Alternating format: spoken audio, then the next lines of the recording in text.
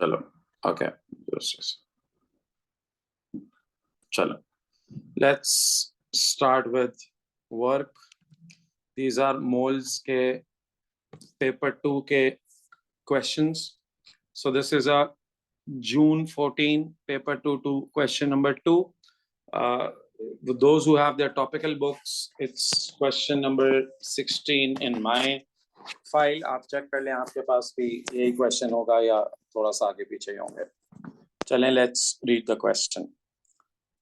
6.30 gram sample of hydrated ethan dioic acid. अच्छा, ethan dioic means there are 2 COH groups in it.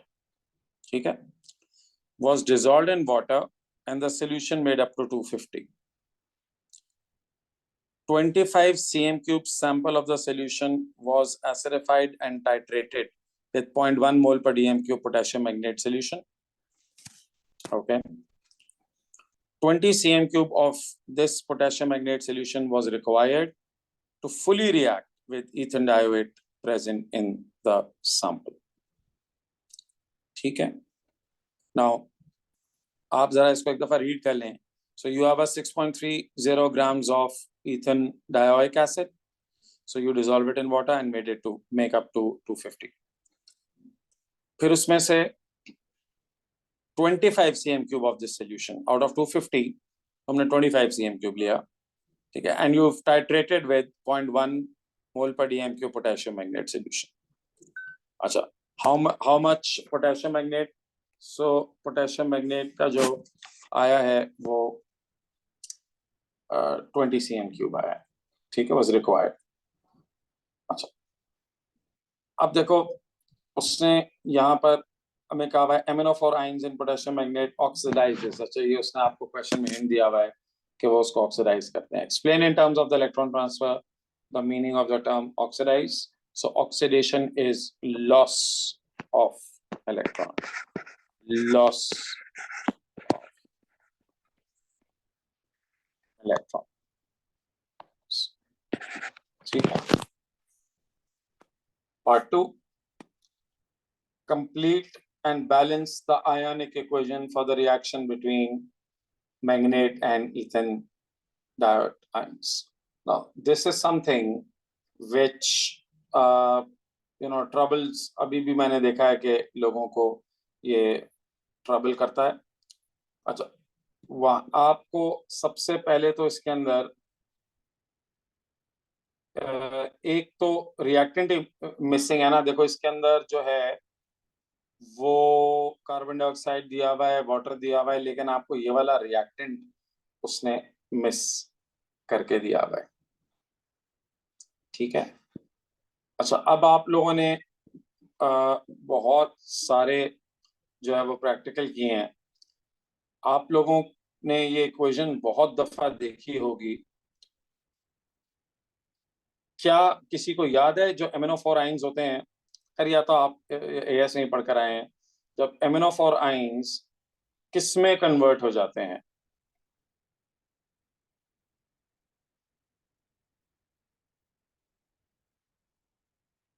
MnO4 they convert to Mn2 plus. बच्चों, you need to remember they convert to Mn2 plus.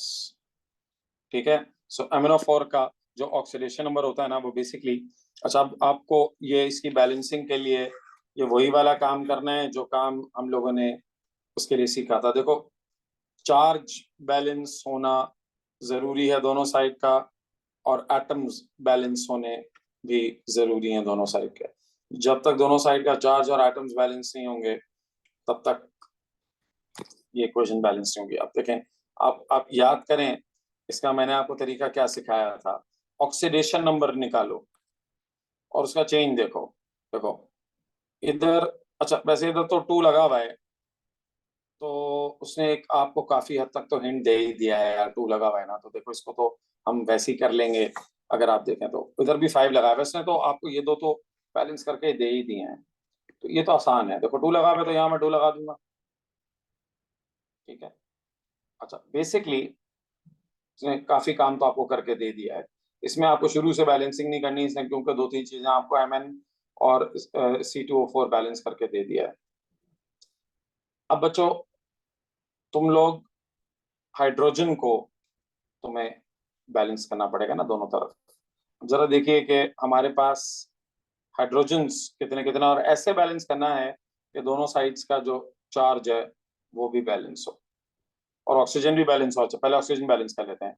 इधर 4 है, इधर 4 है, तो oxygen जो reactant side पे है वो है 8। तो ज़ाहिर आपको बैलेंस करने के लिए यहाँ 8 लगाना पड़ेगा। अब हाइड्रोजन कितने हो गए, 8 2 16, 16 प्लस। अब चेक कर लो कि सारे एटम्स बैलेंस हैं, और ये भी एक दफा चेक कर लो कि चार्ज बैलेंस है। अच्छा देखो, इसके अंदर मुझे ऑक्सीडेशन नंबर क्यों नहीं कैलकुलेट करने पड़े, क्योंकि उसने ऑलरेडी MnO4 और C2O4 को बैलेंस कर दिया। अगर ये दो बैलेंस नहीं होते ना, फिर मुझे ऑक्सीडेशन नंबर निकालने पड़ते। ठीक है, अब चेक कर लो रिएक्टेंट साइड का ओवरऑल चार्ज। देखो रिएक्टेंट साइड का ओवरऑल चार्ज कितना है, ये 2 MnO4 माइनस है ना, तो इसका -2, ये 5 C2O4 2 माइनस है, तो 5 × 2 ये -10 प्लस 16, तो उसका ओवरऑल चार्ज कितना हो गया, 4 +4। ओवरऑल आप देखें ये +4 है, और M2 × 2 इसका भी +4, जाहिर है इसका 0 और इसका भी 0, तो न्यूट्रल कंपाउंड है ना। तो प्रोडक्ट साइड का और रिएक्टेंट साइड के चार्ज भी बराबर है और एटम्स तो बराबर है ही, वो तो मैं चेक कर चुका हूँ, आप भी चेक कर लें। तो इसका मतलब है this equation is correctly balanced. Okay, so by giving this 2 and this 5 and this 10, actually they've made our life very easy. Okay, हमें फिर इसका ऑक्सीडेशन नंबर नहीं निकालना पड़ा। चलिए आगे बढ़ते हैं। Calculate the number of moles of magnet. Now this is easy guys. इसके आगे जो है ना, ये काम आसान है, थोड़ा सा फोकस करना है आपको। कंसंट्रेशन दी हुई है पोटेशियम मैग्नेट की और उसका वॉल्यूम दिया हुआ है। अच्छा, पोटेशियम मैग्नेट है इधर, इधर वो कहता है मैग्नेट। अभी तक मैंने देखा, हालांकि आप ओ लेवल से पढ़ते आ रहे हैं, बच्चों को ये नहीं पता होता असल में पोटेशियम मैग्नेट जो होता है ना, KMnO4 और के जो मोल्स होते हैं, यानी मोल्स ऑफ KMnO4 वो इक्वल होते हैं मोल्स ऑफ MnO4। असल में इसमें K स्पेक्टेटर है, यानी ऐसा K का कोई काम नहीं है, वो सिर्फ समझो KMnO4 is the source of MnO4 ions. अब खाली MnO4 आपको मिलेगी नहीं ना, वो किसी कैटाइन के साथ कंबाइन हुए मिलेंगे। तो पोटेशियम जो है वो, ये मैग्नेट हम इससे लेते हैं क्योंकि ये बहुत आसानी से आयनाइज हो जाता है सोल्यूशन में। ठीक है, तो असल जो गेम है रिएक्शन में तो MnO4 ही करते हैं। तो आप KMnO4 के मोल्स ही निकालेंगे, लेकिन वो MnO4 के ही मोल्स आ जाएंगे क्योंकि उनके मोल हैं ही बराबर। तो चलो बस सिंपल है। तो इसके लिए आप N = CV वाला फॉर्मूला लगाएंगे। कंसंट्रेशन कितनी गिवन है क्वेश्चन के अंदर इसकी, 0.100 और 20। अच्छा, 0.100, वॉल्यूम 20 है, लेकिन डिवाइड बाय 1000 करना पड़ेगा। कैलकुलेटर्स अपने हाथ में रखें और अपने व्हाट्सएप ग्रुप पे मैसेज करें। यहाँ पर मैंने जो है ना वो किया हुआ है, अब म्यूट किया हुआ है आप लोगों को, ज़रा डिस्ट्रैक्शन बहुत होती है आप लोगों को ना, अदरवाइज लोगों का माइक खोलते रहते हैं, मुझे परेशानी होती है। ठीक है, तो इसका आंसर जो है वो आप कैलकुलेट कर लें। खैर इसका तो आसान है, 2.0। अच्छा 2.00 नंबर ऑफ जितने डेसिमल प्लेस उसने यूज किए हुए ना, तो आप भी उतने देखो। उसने क्वेश्चन के लिए सिग्निफिकेंट फिगर देखो 3 यूज हुए हैं, यहाँ पे 3 यूज हुए हैं, यहाँ भी 3 यूज हुए हैं, तो मैं भी अपना आंसर 3SF पे लिख रहा हूँ। ओके, चलिए ये आपके मोल्स आ गए। अब उससे कहा भाई use equation in A part 2 and your answer to B part 1 to calculate the moles of C2O4 present in 25। बेटा रेशो से आ जाएगा ना, ये 5:2 का रेशो, यानी MnO4 के 2 हैं तो C2O4 के 5 हैं। तो सिंपल ये तो यूनिटरी मेथड रेशो से हो जाएगा। सो इसका जो रेशो है MnO4 माइनस का और जो C2O4 2 माइनस का है, तो वो 2:5 का रेशो है। सो इसके अंदर तो मोल्स ऑफ C2O4 2 माइनस, अब ये इतना बेसिकली बच्चों वाला काम है, इतना तो आप मैं एक्सपेक्ट करता ही हूँ, तो आप कर लेंगे। तो ये हो जाएगा 5/2 × 2.0 × 10⁻²। अच्छा भाई, अगर तुम ऐसे नहीं कर सकते ना, तो छोटे बच्चों की तरह कर लेना कि अगर उसके 5 मोल्स, उसके उसके 2 मोल्स उसके 5 से रिएक्ट करते हैं, तो उसके जो अच्छा यूं कर लो। कुछ बच्चों को ये भी नहीं समझ में आता कि ये मैंने कैसे किया, तो आई मीन चलिए अब इस वक्त मैं आपको क्या कह सकता हूँ। तो आप ये कह सकते हैं कि 2 मोल्स जो हैं ऑफ MnO4 रिएक्ट करेंगे with 5 moles of C2O4 2 minus. तो हमने ऊपर कितने निकाले? 2.0 इंटू 10⁻³ ठीक है मोल्स। वो कितने प्रोड्यूस करेंगे? तो 5/2 इंटू, ठीक है। चलिए मैंने बिल्कुल छोटे बच्चों की तरह सॉल्व करके दे दिया आपको। तो इसका आंसर आपके पास आ जाएगा which is equal to 5.00 into 10⁻³ ठीक है। चलिए ये हो गया। फिर उसने कहा calculate the moles of H2C2O4 in 3.6 grams. देखो यहां पर जो है ना तुम लोग काफी गड़बड़ कर देते हो। देखो बेटा, पहली बात, तुमने इसको 6.30 को तुमने डिसॉल्व करके 250 बनाया था, और फिर 250 से तुमने 25 सैंपल लिया था। तो आपने अभी जो मोल निकाले हैं वो 25 cm³ में निकाले हैं ना। आप 25 cm³ से रेशो से अगर आप 250 में निकाल लें, तो वो 250 के अंदर जो मोल होंगे वो यहीं से तो आए हैं 6.3 ग्राम से, ठीक है। तो ये भी आप चाहें तो यूनिटरी मेथड से कर लें। सो अगर 25 cm³ में 5.0 इंटू 10⁻³ मोल्स हैं, तो 250 cm³ में कितने होंगे? सिंपल मल्टीप्लाई बाय 10 ही कर लो ना यार, डिवाइडेड बाय 25 मल्टीप्लाई बाय 250, ठीक है। तो तुम्हारा आंसर आ जाएगा, तो ये आ जाएगा 0.05, ठीक है। 2SF 3SF पे लिख दिया मैंने मोल्स।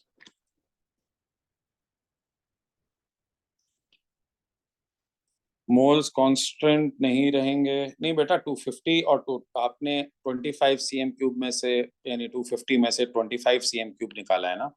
सो वो तो मोल सेम तो नहीं होंगे 250, यानी समझो ये तुम्हारे पास 250 cm³ सोल्यूशन था, तुमने उसमें से पेपेट आउट करके 25 cm³ निकाला। सो 25 cm³ जब आप इधर डालेंगे फिर उसका टाइट्रेशन की, सो 25 में बेटा जो मोल होंगे 250 में पूरे सोल्यूशन में सेम थोड़ी होंगे, ठीक है। तो मोल्स इसमें, हाँ कंसंट्रेशन सेम रहेगी। जो 250 की कंसंट्रेशन है, अगर एग्जाम में पूछे ना कि कंसंट्रेशन जो 250 की और 25 की क्या बहुत सेम होगी? हाँ बहुत सेम होगी, ठीक है। कंसंट्रेशन चेंज नहीं होगी, लेकिन मोल्स 250 में ज्यादा होंगे, ठीक है। चलो अब नेक्स्ट, अब उसने कहा हुआ है आपसे calculate the relative formula mass of H2C2O4 dot XH2O। देखो यार, इसमें से तुमने ये 0.050 मोल निकालिए ना, 6.3 ग्राम्स। तो इसका तुम मास या MR निकालो भाई। MR क्या होगा इसका? MR, इसका MR कैसे निकलेगा? सिंपल, MR के लिए आपको पता है कि अगर मैं नंबर ऑफ मोल्स को, मास को नंबर ऑफ मोल से डिवाइड कर दूं, MR is mass upon number of moles. भाई ऐसे होता है ना नंबर ऑफ मोल्स, इसको चलो रीराइट कर लेते हैं। आपको पता है number of moles is equal to mass upon MR। तो अगर मैं यहाँ से सब्जेक्ट बनाऊं MR को, तो ये हो जाएगा mass upon number of moles. Mass कितना है क्वेश्चन में गिवन है? 6.30, डिवाइडेड बाय मोल आपने कितने निकाल लिए? 0.050। तो इसका MR आ जाएगा, अच्छा किसके MR की बात कर रहा हूँ? H2C2O4 डॉट XH2O का जो MR आ जाएगा, आप उसको कैलकुलेट कर लें, वो आ जाएगा 126, ठीक है। अब इसमें से वाटर का मास कितना होगा, तो आप क्या करें, H2C2O4 का मास सबट्रैक्ट कर दें, तो mass of water x water, ठीक है। तो x वाटर का मास कैसे निकालोगे, इसके अंदर 126 में से सबट्रैक्ट कर दो mass of C2H, sorry H2C2O4, ठीक है। अब H2C2O4 का मास आप कैलकुलेट कर लें कितना आ रहा है। सो कार्बन इज लाइक 1224 इसका है, कार्बन का प्लस 2 हाइड्रोजन है, और 16 टाइम्स 4, ये आ रहा है 90, ठीक है। सो 126 में से आप 90 सबट्रैक्ट करें, ये आ जाएगा mass of water. Mass of water कितना आ गया आपके पास सबट्रैक्ट करने के बाद, 90 और 30, अच्छा ये 126 है, सॉरी 129 लिख दिया, 126, ये आ जाएगा 36। तो x की वैल्यू बच्चों अब कैसे आएगी, जो मास ऑफ वाटर है डिवाइडेड बाय इसका mr, ठीक है, तो ये हो गया 2, ठीक है। तो अब आपका formula therefore this is H2C2O4 dot 2 H2O, that's your answer, okay।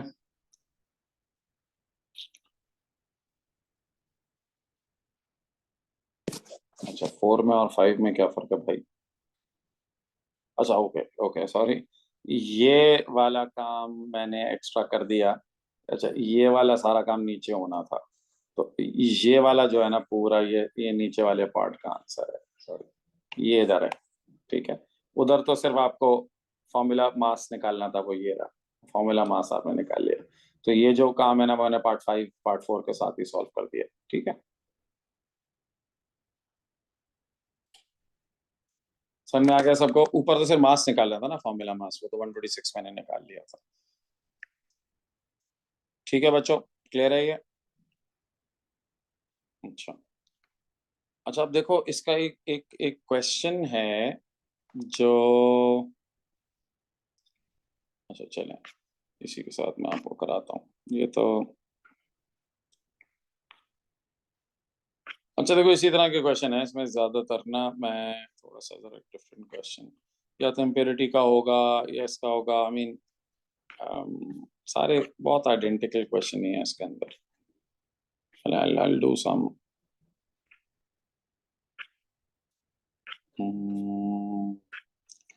मैं चाह रहा हूँ जरा थोड़ा सा डिफरेंट क्वेश्चन करा दूँ आपको,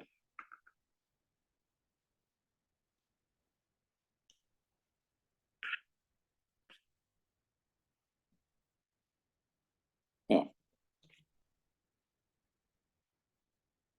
अच्छा एक सवाल जरा ऑर्गेनिक का है, इसके अंदर मैं आप लोगों को अगर जरा कराऊं तो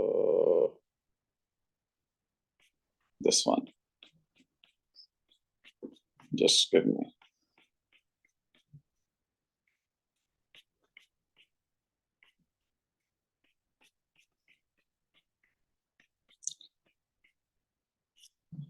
या दिस वन। अच्छा देखें ये एक, अच्छा इसमें ऑर्गेनिक का क्वेश्चन है, अच्छा ये यहीं से शुरू हो रहा है, ठीक है। सो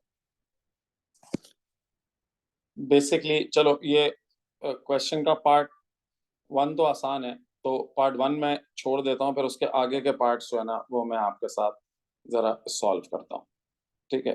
तो पार्ट 1 इज इजी, उसको छोड़ दें, पार्ट 1 को आगे देखते हैं। एक सेकंड बच्चों जरा इसकी जो है ना वो मैं, आप लोग मेरे क्वेश्चन पढ़ें,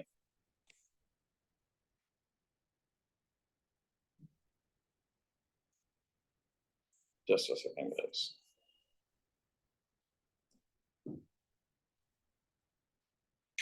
चलें बस ठीक है, ओके। नाउ देखो पार्ट 1 तो इसका आसान है, मैं इसको रहने देता हूँ, बाकी मिटा देता हूँ, ठीक है। पार्ट 1 के अंदर उसने क्या कहा हुआ है आपसे, उसने कहा हुआ है क्या थर्ड पॉली कार्बोक्सिलिक एसिड। अच्छा, अब ये थर्ड वर्ड को आप छोड़ दें, बस एक पॉली कार्बोक्सिलिक एसिड है, आप उसको देखें, ठीक है। An unripe fruit is a colorless crystalline solid W which has the following composition by mass। आपको कार्बन दिया हुआ है, हाइड्रोजन दिया हुआ है, ऑक्सीजन दिया हुआ है, एम्पेरिकल फॉर्मूला निकालना है। ये तो आपसे मैं एक्सपेक्ट करता हूँ कि आपको आता होगा, मैं एक दफा याद दिला देता हूँ। जो कार्बन की परसेंटेज है उसको उसके AR से डिवाइड कर दिया तुमने, जो हाइड्रोजन की परसेंटेज है उसको उसके AR से डिवाइड कर दिया तुमने, जो ऑक्सीजन की परसेंटेज है उसको उसके AR से डिवाइड कर दिया, ठीक है। इसको कहते हैं mole ratio, this is called mole ratio. फिर सिंपलेस्ट मोल रेशो कैसे निकलता है, जो सबसे छोटी वैल्यू है जो 2.98 है, सबको उससे डिवाइड कर देते हैं, तो 2.98 डिवाइड बाय 2.98, इसका आंसर ज़ाहिर है 1 आ गया। फिर 4.5 डिवाइड बाय 2.98, इसका आंसर आ गया 1.6। अब 3.73 को डिवाइड बाय 2.98 किया तो इसका आंसर आ गया 1.25। तो कोई ये बात मैं आप तुम लोगों को समझा रहा था पहले भी जब मैंने आपको कराए थे। अब इसकी राउंडिंग ऑफ देखो, तुम 1.6 को ना राउंड ऑफ करके 2 नहीं कर सकते, ना तुम 1.25 को राउंड ऑफ करके जो है वो 1 कर सकते हो। हाँ, आप 1.6 को राउंड ऑफ करके 1.5 कर सकते हैं, ठीक है। तो अब देखो, पहले मैंने 1.6 को राउंड ऑफ करके 1.5 किया, अब मैंने तीनों को किसी ऐसे नंबर से मल्टीप्लाई करना है, ऐसे सबसे छोटे इंटीजर से मल्टीप्लाई करना है कि सारे होल नंबर हो जाए, ठीक है। तो देखिए, डायरेक्टली मैंने यहाँ 4 से किया हुआ है, बट डायरेक्टली आप 4 से नहीं शुरू करेंगे, आप पहले स्टार्ट करेंगे 2 से। तो अगर मैं 1.5 को मल्टीप्लाई बाय 2 करूं तो मेरा आंसर आ जाएगा 3। लेकिन अगर मैं 1.25 को मल्टीप्लाई करूंगा तो जाहिर है मेरा आंसर अभी भी डेसिमल में ही आएगा। तो 1.25 को अगर आप मल्टीप्लाई बाय 2 करेंगे तो आपका जो आंसर आएगा वो आएगा 2.5। तो जाहिर है वो फिर वो डेसिमल में रह गया ना। फिर इसी तरह से अब मैं 3 से मल्टीप्लाई करूंगा, तो अगर मैं 1.5 को मल्टीप्लाई बाय 3 करूंगा तो वो होगा 4.5, वो 1 सेकेंड डेसिमल में रह जाएगा। अब मैंने जब 4 से मल्टीप्लाई किया तो सब होल नंबर में आ गए, ठीक है। तो 1.5 मल्टीप्लाई बाय 4 6 हो गया, 1.25 मल्टीप्लाई बाय 4 5 हो गया, और जो कार्बन है वो तो खैर मल्टीप्लाई बाय 4 हो गया, 4 ही हो जाएगा, ठीक है। इसके अंदर ये इंपॉर्टेंट बात है राउंडिंग ऑफ। इसकी राउंडिंग ऑफ बड़ी ट्रिकी है, लोग एग्जाम में मैंने देखा इसकी राउंडिंग ऑफ में गड़बड़ करते हैं। अच्छा, अब आप इसको देखें, the MR of W is 134, determine the molecular formula. अच्छा, ये काम भी है, ये मॉलिक्यूलर फॉर्मूला निकालना है MR से, ये आपको लेवल से आता है, काम एक दफा रिपीट कर देते हैं। बस तुम क्या करो कि उसको यूं लिख दो ना, N times C4H6O5 is equal to, इसका MR कितना है 134। बस यहाँ से N की वैल्यू निकाल लो तो ये किस तरह हो जाएगा, N टाइम्स ये होगा 12 into 4 plus 6 plus 5 into 16 is equal to 134, ठीक है। अब इसको सिंप्लीफाई करते जाओ तो N टाइम्स ये 48 plus 6 plus 80 is equal to 134। यहाँ कंटिन्यू कर देता हूँ मैं, तो ये हो जाएगा 134N इज इक्वल टू 134। तो N की वैल्यू जाहिर हो गई 1,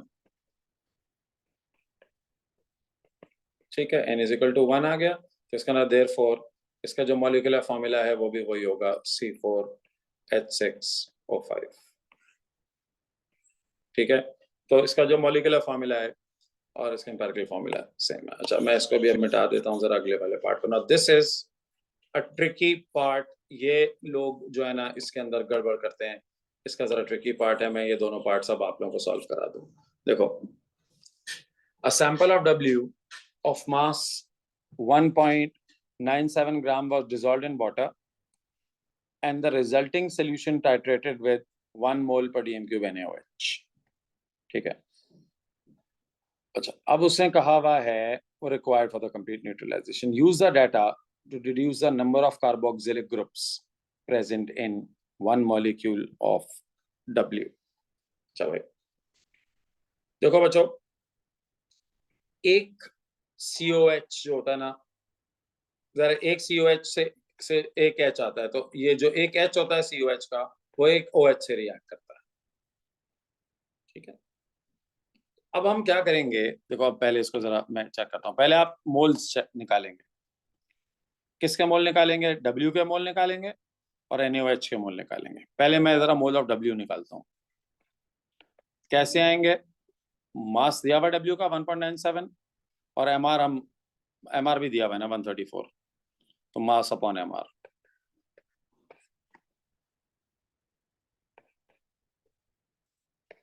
इसको सॉल्व करोगे, कैलकुलेटर से चेक कर लो, 1.97 डिवाइड बाय 134, ये आ रहा है 0.0147, ये आ गया। अब NaOH के मोल्स निकाल लो। NaOH के मोल्स तो सिंपली N = CV से निकल आएंगे। CV कंसंट्रेशन कितनी है NaOH की? 1, और वॉल्यूम 29.4 डिवाइड बाय 1000। आप इसको भी सॉल्व कर लें तो ये आ जाएगा 0.0294। ठीक है, अब गाइस थोड़ा सा जरा कॉमन सेंस देखो, NaOH के ज्यादा मोल्स है ना, ठीक है, तो सिंस मोल्स ऑफ यानी moles of OH are more than moles of H plus या और COH, क्योंकि COH से ही तो H आता है, तो इसका मतलब ये है कि इसके अंदर एक से ज्यादा COH ग्रुप्स हैं। अब वो कितने ज्यादा हैं, आप इन दोनों को डिवाइड कर लें। सो आप क्या करें, 0.0294 को डिवाइड कर दो 0.0147 से। देखो जब दोनों को तुम डिवाइड कर दोगे ना, तो तुम्हें रेशो पता चल जाएगा कि ये किस रेशो में है।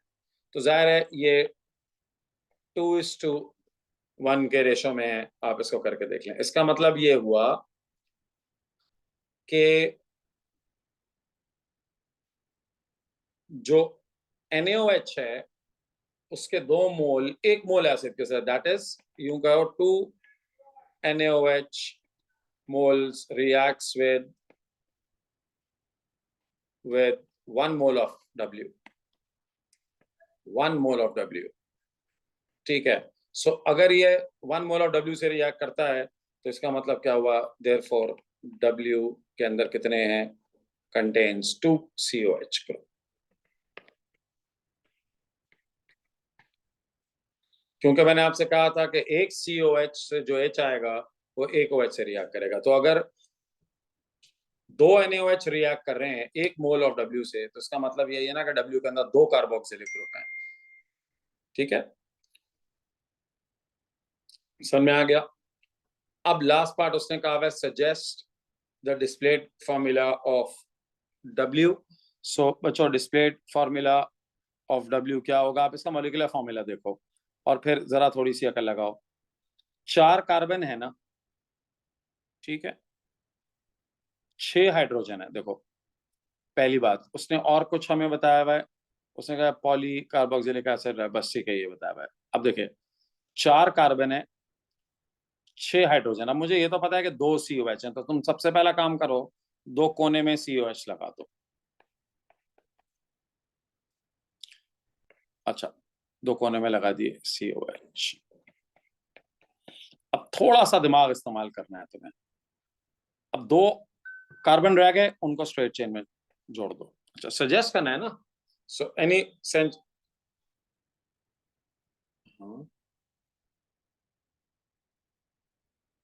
रिएक्शन 2 का कौन सा रिएक्शन 2? यहाँ तो रिएक्शन नहीं हो रहा। Which reaction 2 are you talking about? NaOH और COH का नहीं बेटा, अल्कोहल NaOH है, ये अल्कोहल थोड़ी है। ये तो न्यूट्रलाइजेशन रिएक्शन है। नहीं बेटा, ये न्यूट्रलाइजेशन है, इसके अंदर तो सॉल्ट एंड वाटर बनता है। But that's not the point है, हमें तो NaOH के मोल्स यूज करके ये पता लगाना था कि कार्बोक्सिलिक एसिड में कितने COH हैं। एस्टर नहीं बनेगा, ये तो सॉल्ट एंड वाटर बनेगा। ये अल्कली है, अल्कोहल थोड़ी है NaOH। ठीक है, चलो आगे बढ़ो। अब देखो, अब W के अंदर 2 COH है, मैंने दोनों कोनों पे COH लगा दिए। 2 कार्बन बचे, क्योंकि 4 कार्बन थे ना। फॉर्मूला इसका है C4H6O5। O5 ही है ना, C4H6O5। ठीक है। अब बच्चों, तुम देखो कि कितने ऑक्सीजन अब बच गए हैं जो मुझे लगाने हैं। 4 ऑक्सीजन हो गए, 1 बच गया है। और हाइड्रोजन कितने बच गए हैं? एक हाइड्रोजन और 2 हाइड्रोजन हो गए, 4 हाइड्रोजन रह गए हैं। तो 4 हाइड्रोजन का मतलब अगर इसके साथ एक H और इसके साथ एक OH, क्योंकि एक ऑक्सीजन बचा है ना, एक ऑक्सीजन OH। अच्छा, मैं बताता हूँ और क्या क्या पॉसिबिलिटीज हो सकती थी। देखो, एक ऑक्सीजन या तो अल्कोहल में होता है या कार्बोनाइल में होता है। अब कार्बोनाइल भी मैं लगा के आपको बताऊंगा, पहले अभी देख लेते हैं। तो मैंने अभी HOH लगा दिया और दूसरे साथ दोनों हाइड्रोजन लगा दिए। अब मैं काउंट कर लूंगा कि सही आ रहा है। तो कार्बन काउंट कर लें, 4 आ रहे हैं, 4 हैं। हाइड्रोजन काउंट कर लें, अब ठीक हो गए। 1 2 3 4 5 6, 6 ठीक हो गए। ऑक्सीजन 5 हो गए, 5 हो गए। फॉर्मूला बिल्कुल ओके हो गया मेरा। ठीक है। हाँ, अब एक बच्चा कहता है सर एक ऑक्सीजन तो एल्डिहाइड कीटोन में भी होता है। ठीक है, लगा के देख लेते हैं। अगर मैंने यहाँ C डबल बॉन्ड O लगा दिया होता तो ऑक्सीजन तो हो गए, लेकिन हाइड्रोजन कम हो जाएंगे। अब हाइड्रोजन देखें, 5 हो गए हैं और मुझे 6 चाहिए।